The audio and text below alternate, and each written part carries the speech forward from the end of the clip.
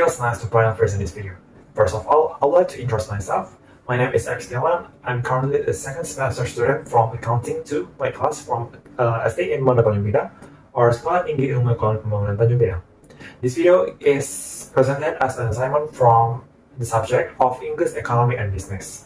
Well, the purpose of this video making is to explain about the business culture from some countries. And as you all can see, I'm here with my presentations ready. It is about the business culture of the People's Republic of China, or a country that we simply call as China. Well, in this video, we'll talk about three main topics, consist of basic facts of China.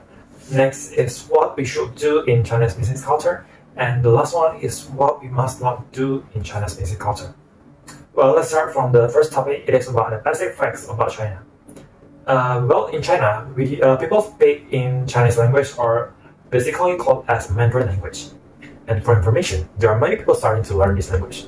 It is mainly because in nowadays, China has become the leading country that having the best economic growth. Maybe we can learn some easy phrases in Mandarin. This is how we say hello to everyone in Mandarin. It is called 大家好. Right, quite easy, right? And next, for information, China is a part of East Asia. China is the fourth biggest country in the world, including the land and water after Russia, Canada, and the United States. China spans approximately 5,250 kilometers from east to west and 5,500 kilometers from north to south. Its land border is 20,000 kilometers long, while its shoreline is approximately at 14,000 kilometers long. China has the world's biggest temperature difference between its northern and southern borders, from the desert in northwest to the tropical monsoon in southeast. While China's longevity and resilience are unparalleled among nations. Within over 4,000 years of recorded history, China is one of the few countries that also progressed economically and culturally during the early stage of world civilization. China is known as one of the oldest kingdoms in the world. This is a little snippet of the dynasty's divisions. Start from Xia Dynasty and goes to Song Dynasty, Zhou, Qin, Han, 6 dynasties, Sui, Tang, 5 dynasties, Song, Yuan, Ming, Qing, Zhou. Now it's Republic, and lastly is what we know currently. China is known as the People's Republic of China. Alright, next, there are many good places to visit in China, such as the Forbidden City, the Great Wall, the Summer Palace, Yangtze River, West Lake, and Zhangjiajie National Park, and many others.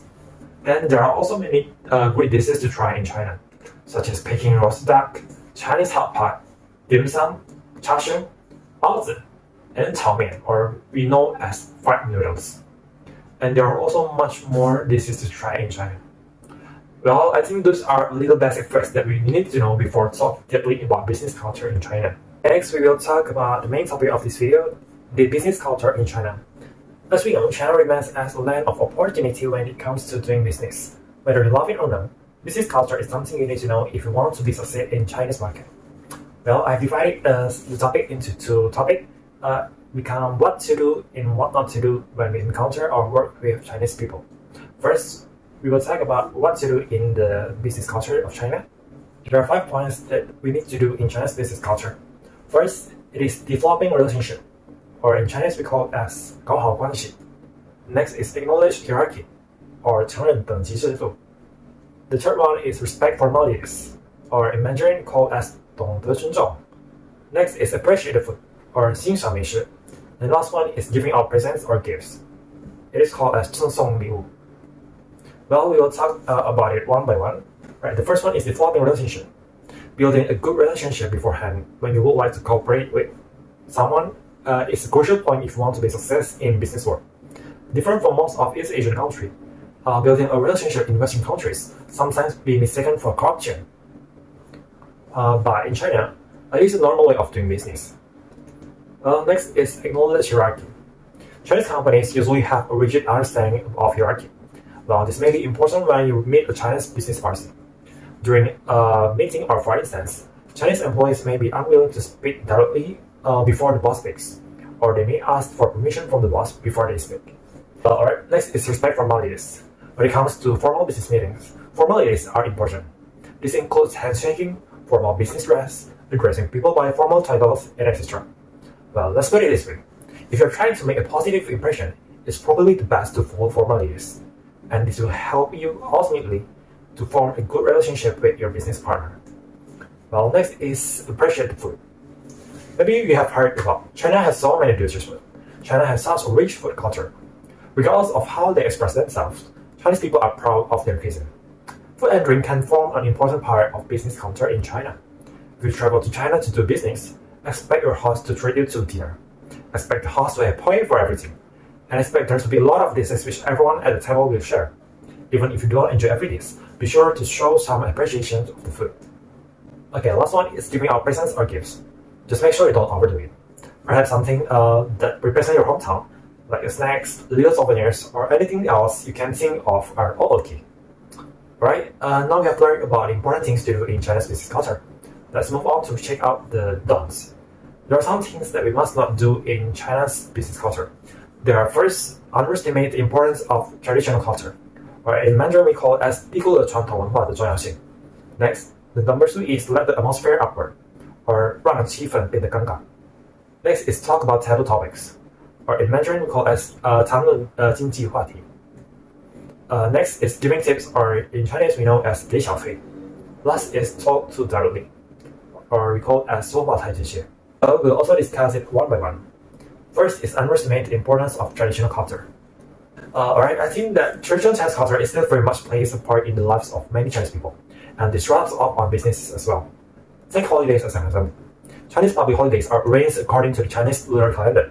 That means that holidays will fall on different dates each year, according to the Gregorian calendar. You should bear this in mind. When arranging business trips to China, the biggest holiday is Chinese New Year, also known as Spring Festival. Other holidays include like National Day, Dragon Boat Festival, Mid-Autumn Festival, and a few others. Well, next is don't letting the atmosphere awkward. Whether you are speaking to the boss or someone with a lower rank, Chinese colleagues will always feel less awkward with bits of small talk to start the conversation. If your mind goes blank, here are a few ideas you can start with. First, you can talk about your hometown. Next, you can also talk about family. You can also talk about nice places to visit. And you can also talk about your food and drink from your hometown, or are good for starting points. So next is don't talk about taboo topics. Being opinionated about current affairs is fine, but when it comes to business, it is better to stick to just talking about business. Don't talk about other things.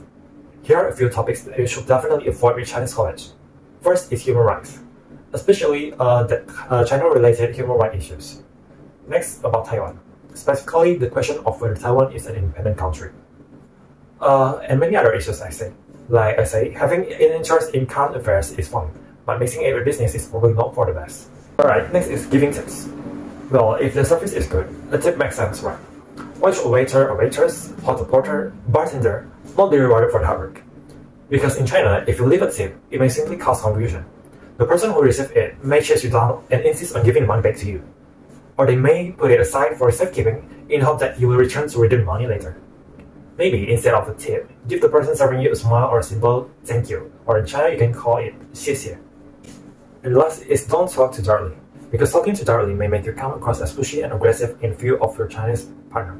This part of Chinese business culture is also related to the concept of saving face. If a Chinese person doesn't know the answer of a question, they may not wish to admit it directly, to avoid being embarrassed. You should also consider indirect communication when listening to Chinese colleagues speaking, because what they say may have a different meaning. Alright, I think that's all that I can share to you in this video. Hopefully this information will be beneficial for all of us. I'm sorry for the shortcomings of information in this video. And lastly, I would like to say thank you for your attention and see you again. Goodbye.